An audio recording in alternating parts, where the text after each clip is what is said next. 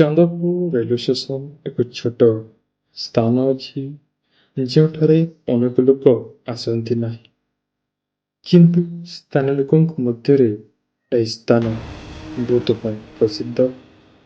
2006ରେ ଜଣେ ମହିଳା ଟ୍ରେନ୍ ତଳେ ଆସି ମୃତ୍ୟୁବରଣ କରିଥିଲେ।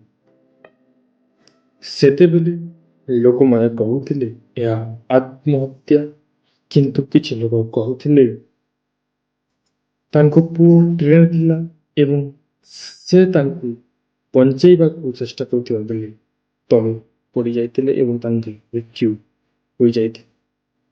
ସେବେଠାରୁ ପ୍ରତ୍ୟେକ ଅମାବାସ୍ୟା ରାତିରେ ପ୍ଲାଟଫର୍ମ ନମ୍ବର 2ରେ ଲୋକମାନେ ଧଳା ରଙ୍ଗର ଶାଢ଼ୀ ପିନ୍ଧିଥିବା ଜଣେ ମହିଳାଙ୍କୁ ଦେଖିଛନ୍ତି। ବେଳେବେଳେ ଟ୍ରେନ୍‌ର ଅପେକ୍ଷାରେ ସେ ରହିଥାଏ ଏବଂ ବେଳେବେଳେ ଟ୍ରେନ୍‌ର ପଟରେ ଚାଲିବା ମଧ୍ୟ ଦେଖିଛନ୍ତି। ଜଣେ ଟ୍ରେନ୍ ଡ୍ରାଇଭର ରିପୋର୍ଟ କରିଥିଲେ, ଟ୍ରେନ୍ ରାତି 2ଟାରେ ଚାଲିଥିଲା। ଜଣେ ମହିଳା ଟ୍ରେନ୍ ଟ୍ରାକ୍ ମଝିରେ ଠିଆ ହୋଇଥିଲେ। ମୁଁ ବ୍ରେକ୍ କଲି, କିନ୍ତୁ ଯେତେବେଳେ ମୁଁ ଓହ୍ଲାଇ ଦେଖିଲି, ସେଠାରେ କେହି ନଥିଲେ।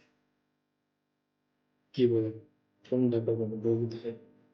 ରେଲୱେ କର୍ମଚାରୀ ଅଫିସିଆଲି କମ୍ପ୍ଲେନ୍ କରିଥିଲେ ଏବଂ ଇନକ୍ୱାରୀରେ କିଛି ଏଭିଡେନ୍ସ ମିଳିନଥିଲା। ତଥାପି ଲୋକମାନେ କୁହନ୍ତି, ପ୍ଲାଟଫର୍ମ ନମ୍ବର 2 ନିକଟକୁ ଏକୁଟିଆ ଯାଆନ୍ତୁ ନାହିଁ, ସେଠି କିଛି ଅଛି।